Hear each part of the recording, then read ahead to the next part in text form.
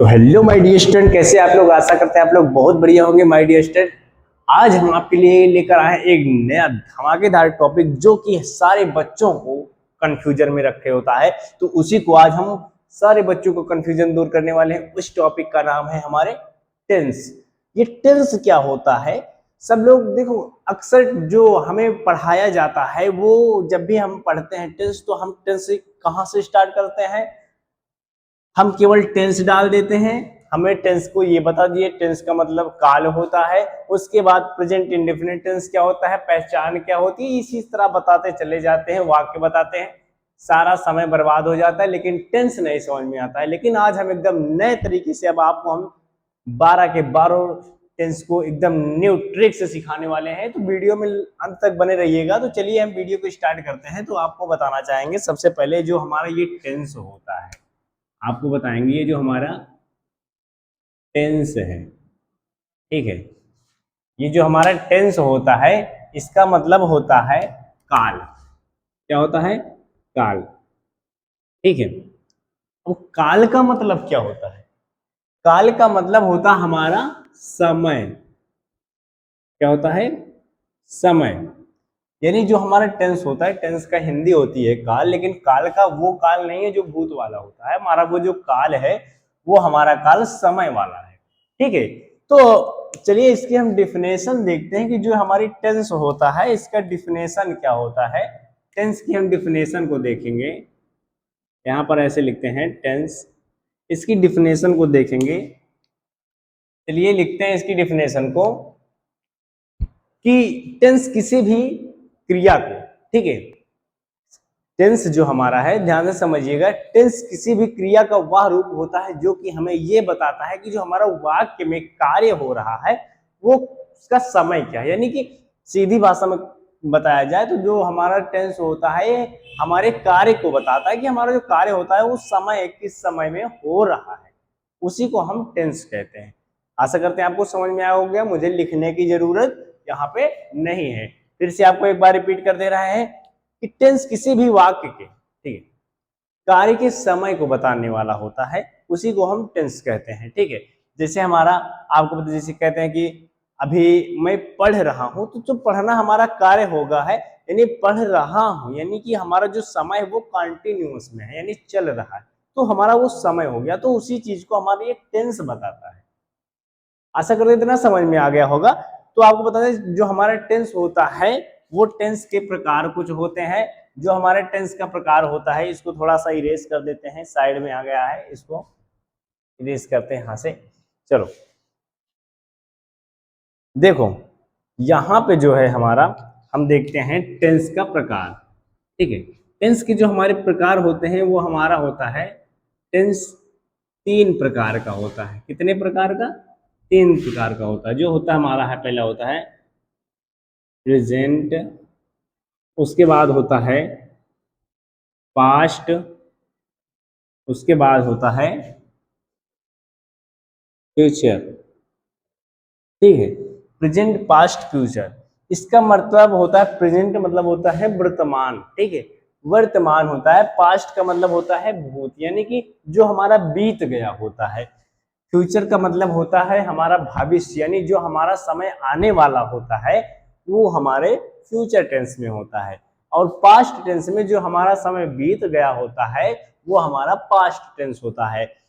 और present tense में जो हमारा कार्य प्रेजेंट टाइम में होता है, चल रहा होता है, निरंतर चल रहा होता है, वो हमारा क्या होता है? प्रेजेंट का होता है। तो आपको चलिए एक एक करके हम बता रहे हैं जो हमारे प्रेजेंट हैं, ठीक है। ये जो हमारा प्रेजेंट टेंस है इसके हमारे कितने पार्ट होते हैं? 4 पार्ट होते हैं। क्या होते हैं? 4 पार्ट होते हैं। देखो, पहला हमारा प्रेजेंट का होता है इंडेफिनेट, उसके बाद कॉन्टिन्यूअस, उसके बाद परफेक्ट, उसके बाद है परफेक्ट कंटिन्यू, ठीक। ये हमारा ये प्रेजेंट टेंस के पार्ट होते हैं, ठीक है। इसी प्रकार इसका भी यही पार्ट होता है, ये भी इसी का होता है, ये भी इसी का होता है, और इसमें भी यही होता है। ठीक है, सेम उसी प्रकार हमारा जो फ्यूचर होता है, फ्यूचर इंडेफिनिट होता है, फ्यूचर कॉन्टिन्यूअस होता है, और फ्यूचर परफेक्ट होता है, और फ्यूचर परफेक्ट कॉन्टिन्यूअस होता है। ये चार टेंस हमारे तीनों टेंस के अकॉर्डिंग में लाए जाते हैं। ठीक है, तो चलिए हम आपको इतना थोड़ा स्ट्रक्चर को नोट कर लीजिए, उसके बाद हम चलते हैं, थोड़ा आपको बताएंगे जो हमारा ये प्रेजेंट है, इंडेफिनिट है, ये क्या है। तो इसी में कहो तो आपको बता दें। चलिए वो आगे आगे बढ़ते हैं, उसके बाद इसको नोट कर लीजिए, उसके बाद हम लोग आगे देखते हैं इसको।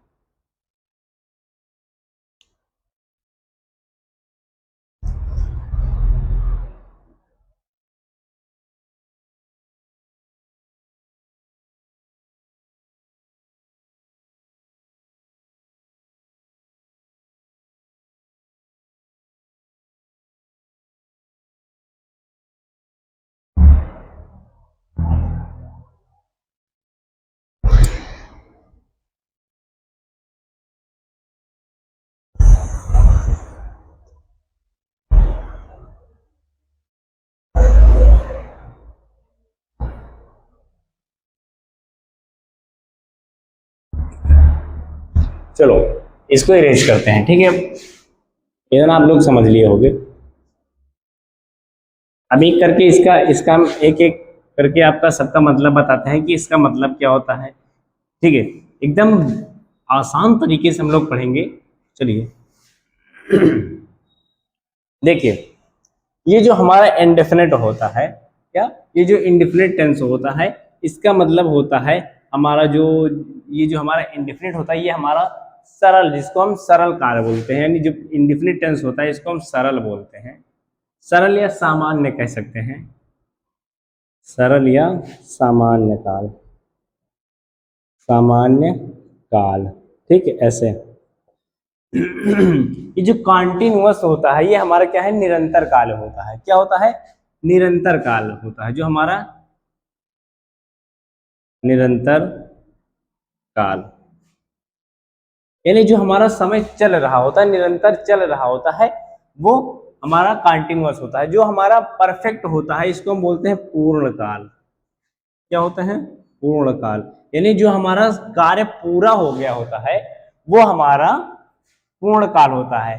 ठीक है, और जो हमारा परफेक्ट कॉन्टिन्यूअस होता है ये होता है हमारा पूर्ण निरंतर, पूर्ण निरंतर काल। ठीक है, यानी पूर्ण निरंतर काल, यानी कि जो हमारा ये होता है परफेक्ट कॉन्टिन्यूअस टेंस होता है, ये हमारा पूर्ण निरंतर काल होता है। यानी ये हमारा क्या होता है कि पूरा होके भी ये चल रहा होता है। आई बात समझे, यानी कि जो हमारा कार्य पूरा हो चुका होता है और फिर भी ये चल रहा होता है। तो चलिए हम पहले यहां से इसको इरेज करते हैं, उसके बाद चलते हैं प्रेजेंट टेंस की, और प्रेजेंट टेंस या प्रेजेंट इंडेफिनिट टेंस की ओर। चलो इसको हम इतना भी इरेज कर दे रहे हैं। अभी इसमें भी सारे टॉपिक बेस्ट बेस्ट टॉपिक हैं। देखो अभी आपको हम समझाएंगे, वीडियो में लास्ट तक बने रहिएगा तभी समझ में आएगा। कोई चीज पता है बीच में अगर छोड़ के चले जाते हो, ढेर सारे बच्चे कहते हैं सर समझ में नहीं आता, तो उन्हीं को समझ में नहीं आता जो बीच से वीडियो छोड़कर चले जाते हैं, जो प्रॉपर वीडियो नहीं देखते हैं। उनको लगता है मेन मेन पॉइंट देखा जाए। मेरे प्यारे भाई, आपको बताना चाहेंगे, जब भी हम एक बड़ा सा घर बनाते हैं तो हम क्या करते हैं, घर बनाने के लिए, बढ़िया सा मकान खड़ा करने के लिए हमें नीचे से, ठीक है, स्टार्टिंग से चुन चुन के ईंटों को रखना होता है। यानी कि हम ये नहीं कि चलो आधी ईंट यहाँ पर रखे तो डंडा खड़ा करके एक ईंट यहाँ पे रख दें, ऊपर कर दें, आधी दूर ऊपर हो जाएगा, तो हमारा घर नहीं बन पाता है ना। उसी प्रकार से हम इंस्टेंस कोई पढ़ेंगे, कोई भी चीज आप पढ़िए, जो अगर आपके वो समझ में तभी आएगी जब आप शुरुआत से लेकर अंत तक वीडियो को देखेंगे, तभी वो चीज आपको समझ में अच्छे से आएगी। तो चलिए हम आप प्रेजेंट टेंस की ओर चलते हैं।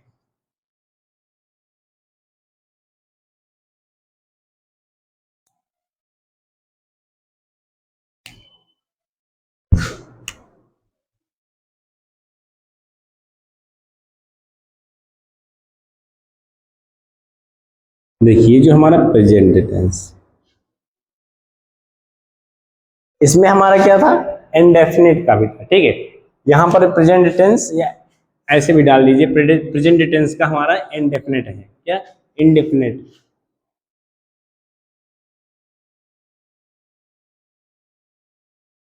इंडेफिनिट प्रेजेंट टेंस का हमारा जो प्रेजेंट इंडेफिनिट होता है वो चीज हम आपको बताने वाले हैं। इसमें आपको देखो, आपको बता दें कि इसमें यह होता है कि जब हमें यह बताना होता है कि कोई कार्य होता है या कोई व्यक्ति कार्य को करता है, या जिसमें कार्य के पूर्ण होने या चलते पूर्ण होने का पता नहीं चलता है, तो वहां पर हम प्रेजेंट इंडेफिनिट का प्रयोग करते हैं। जैसे कि हम कहते हैं कि अरे ऐसे समझाया जाए कि आपको प्रेजेंट इंडेफिनिट टेंस अगर पहचानना है तो सबसे पहले पता है पहचान हम लोग जानते हैं कि हमें वाक्य को पहचानना कैसे है, ठीक है। पहचानने के लिए आपको हम बताते हैं, पहचान जो इसकी होती है हमारी, ये पहचान होती है जिस वाक्य के अंत में, जिस वाक्य के अंत में क्या आ जाए,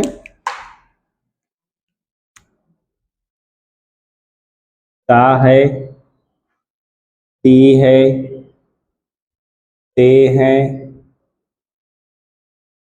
आदि, ठीक है। अगर किसी भी वाक्य के अंत में हमारे ता है, ती है, ते हैं आदि, इनमें से कोई भी एक शब्द अगर आ जाता है तो वहां पर झट से समझ लीजिएगा कि हमारा प्रेजेंट इंडेफिनिट टेंस ही है, ठीक है। चलिए कुछ कॉन्सेप्ट आपको हम आगे भी बताने वाले हैं, इसमें क्या क्या होता है, इसके रूल्स क्या क्या होते हैं, ठीक है। प्रेजेंट इंडेफिनिट टेंस के रूल क्या क्या होते हैं, इसमें ये अप्लाई कहाँ कहाँ पे होता है, वो चीजें तो हमारे भी हम पहचानने की हो, या हम अभी केवल इसका पहचान किए हैं। तो अभी आपको हम एक चीज और बताने वाले हैं, ध्यान दीजिएगा। देखो ये अभी हमारा पहचानना हो गया, अब हम आपको बताएंगे कि इसका यूज हम किसके किसके साथ करते हैं, प्रेजेंट टेंस का मतलब ये कहां कहां पे यूज होता है। जो हम आपको बता दें, सबसे पहला इसका होता है हैबिट। क्या होता है, हैबिट, हैबिट, इसका नंबर एक होता है हैबिट। हैबिट मतलब होता है आदत, ठीक है, आदत, यानी हम प्रेजेंट इंडेफिनिट टेंस का आदत किसी के आदत को बताने के लिए करते हैं। आई बात समझ में, किसी के भी हम आदत को बताने के लिए करते हैं, यानी किसी भी वाक्य में अगर आपको उसकी आदत को बताई जा रही हो तो इतना झट से समझ लेना कि वहां पर वो प्रेजेंट इंडेफिनिट टेंस है। जैसे हम कहते हैं वह अंग्रेजी बोलता है, क्या, जैसे एक सेंटेंस भी आप समझाते हैं आपको, जैसे कहते हैं वह अंग्रेजी अंग्रेजी बोलता है, बोलता है। देखो यहां पर क्या बता रही, उसकी आदत बता जा रही है, उसकी हैबिट बताई जा रही है कि वह अंग्रेजी बोलता है, आदत है उसकी अंग्रेजी बोलता है। तो इसको हम कैसे करते हैं, इंग्लिश इसका करके बताएं, चलो हम कर देते हैं। इसकी इंग्लिश हो जाएगी ही स्पीक्स इंग्लिश,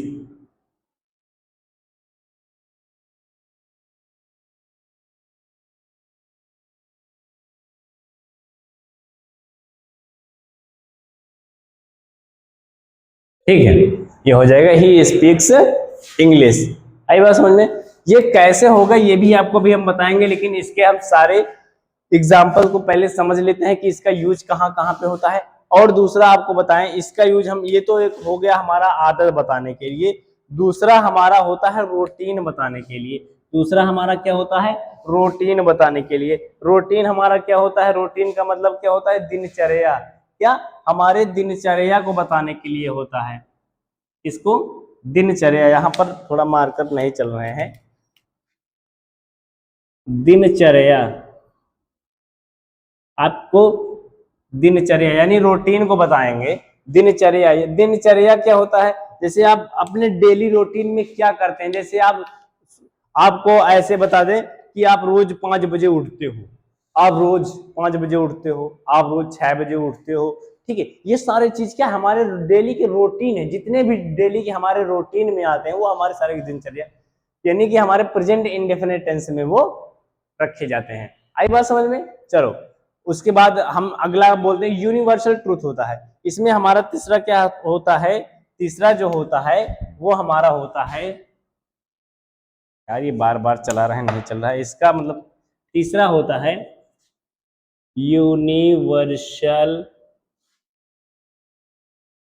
ट्रूथ, यानी हमारा सार्वभौमिक सत्यता, यानी हमारा ऐसे कहेंगे सांसारिक सत्य, जो हमारा क्या होता है सांसारिक सत्य होता है, सांसारिक सत्य या सार्वभौमिक सत्य कहिए या सांसारिक सत्य कहिए, यानी कि जो हमारे संसार में कोई बात है ना, जैसे कुछ बात हम लोग बोलते हैं कि सूर्य जो हमारा पूरब में उदय होता है, सूर्य हमारा पश्चिम में डूबता है, ठीक है, सूर्यास्त हमारा हमेशा पश्चिम में होता है, सूर्य हमारा हमेशा पूरब में निकलता है, ये हमारा सांसारिक सत्य बात है। तो जहां पर सांसारिक यानी यूनिवर्सल ट्रुथ की बात की जाए वहां पर भी हम प्रेजेंट इंडेफिनिट टेंस का यूज करते हैं। ये चीज हमको अपने दिमाग में बैठा लेना है यहाँ, ठीक है। उसके बाद अगला हमारा होता है यूनिवर्सल ट्रुथ हो गया, रूटीन हो गया, अब एक लास्ट होता है हमारा जिसको हम कहते हैं फैक्ट, यानी जो हमारा तथ्य होता है। क्या होता है? तथ्य, यानी हम किसी भी तथ्य को बताने के लिए भी वहां पर हम प्रेजेंट इंडेफिनिट टेंस का प्रयोग करते हैं। राइट नाउ नोटेड, नोट करिए। चलो इसको हम इरेज करते हैं।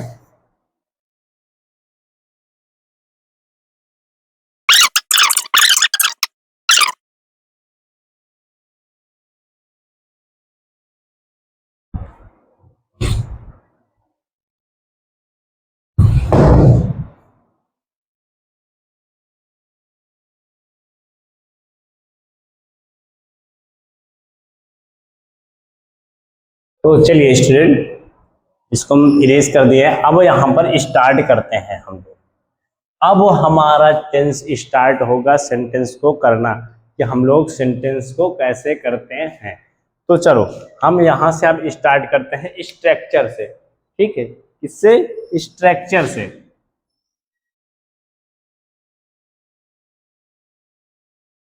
जो हमारा स्ट्रक्चर होता है इससे अब स्टार्ट करेंगे स्ट्रक्चर से। चलो इसका स्ट्रक्चर क्या होता है इंडेफिनिट का, सब्जेक्ट प्लस वर्ब का फर्स्ट फॉर्म प्लस यस या ईएस प्लस ऑब्जेक्ट, ये हमारा स्ट्रक्चर हो गया। अब आपको एक दिमाग में आपको एक बात और खटकेगी कि यस या ईएस कहाँ क्या है, इसको हम कहाँ पे लगाते हैं, यस को कहाँ लगाएंगे, ईएस को कहाँ लगाएंगे, ये सब आपके समझ में कंफ्यूजन में आएगा। तो चलिए कुछ हम पॉइंट और आपको देने चल रहे हैं, परेशान मत होइएगा। देखो यहाँ पर हमारा होता है सिंगुलर प्लूरल, आपको पता होगा सिंगुलर एंड प्लूरल, ठीक है, सिंगुलर और प्लूरल। देखो ये जो सिंगुलर में हमारे सब्जेक्ट आते हैं वो होते हैं ही सी इट, क्या होता है, ही होता है, सी होता है, इट होता है और यहाँ पे नेम होता है, ठीक है। और यहाँ पर जो हमारा प्लूरल में होता है ये होता है आई, बी, यू, दे। इधर लिख दे एक वचन करता,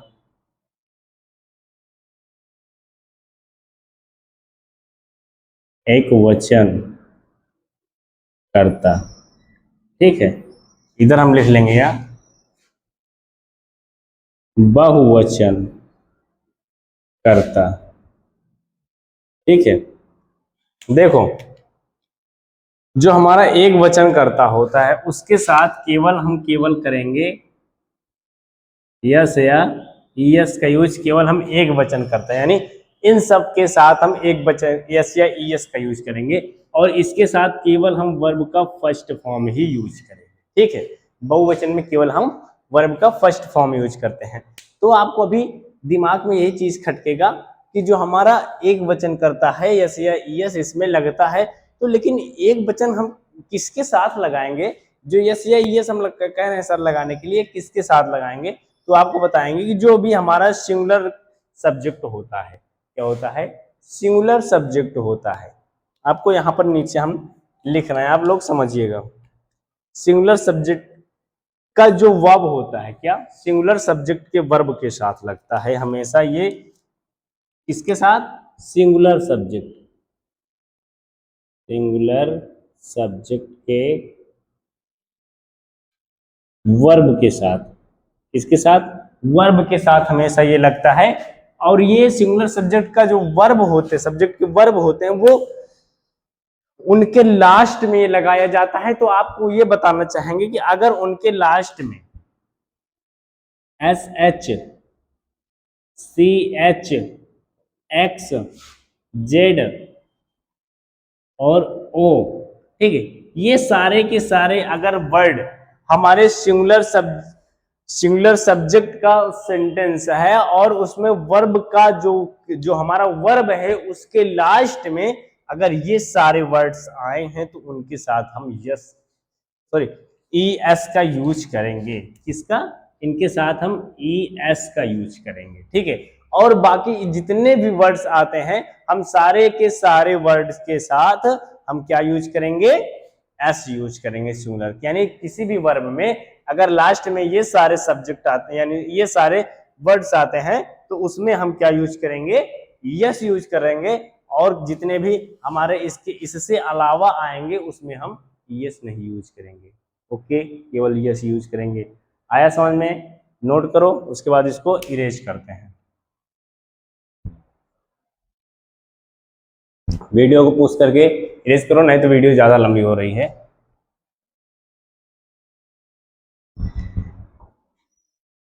चलिए, अभी स्ट्रक्चर भी आपकी समझ में आ गया होगा।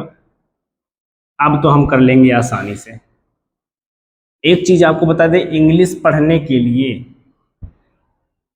आपको जो हमारे वर्ब्स होते हैं, first form, second form, third form, ये जरूर याद कर लीजिए।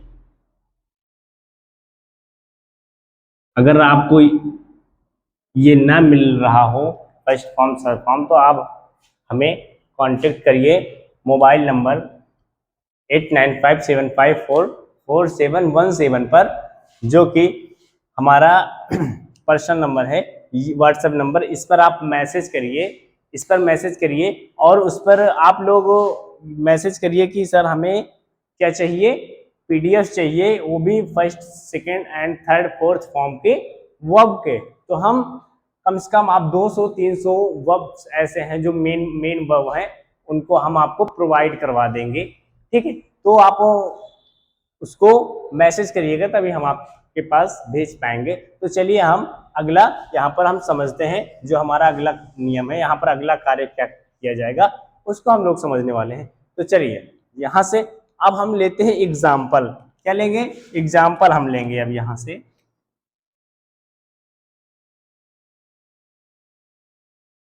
जो इसका एग्जाम्पल होता है वो चीज हम लेने वाले। जैसे एग्जाम्पल में हम लोग लिखते हैं, जैसे मैं जानता हूं।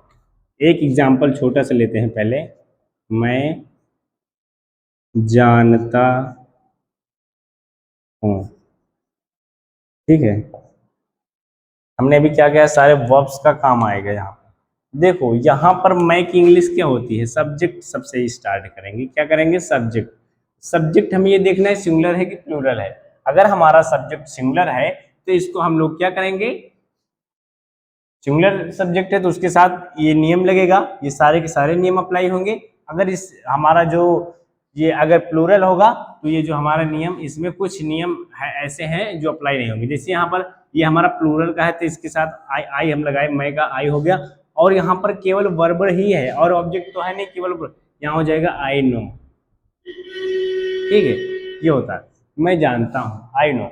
और अगला एक सेंटेंस लेते हैं, जैसे कहते हैं राम पढ़ता है।